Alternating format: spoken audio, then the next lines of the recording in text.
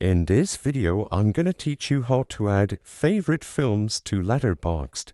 It's a very quick and easy process, so make sure to follow along. All you need to do this is to be signed into your account on Letterboxd on any web browser. You can also do this on mobile. All you have to do is use any web browser on your phone. After you properly log into your account, what you have to do in order to add movies to your favorites is to hover over your name at the top of the screen and select the second option, Profile.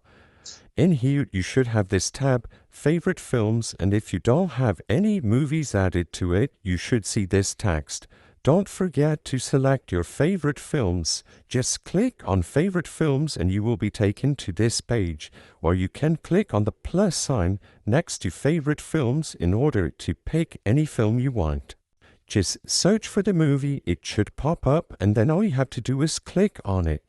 Once you are done adding your favorite films, and then you can also order them however you want by dragging. By clicking and holding, you just have to scroll down and click Save Changes.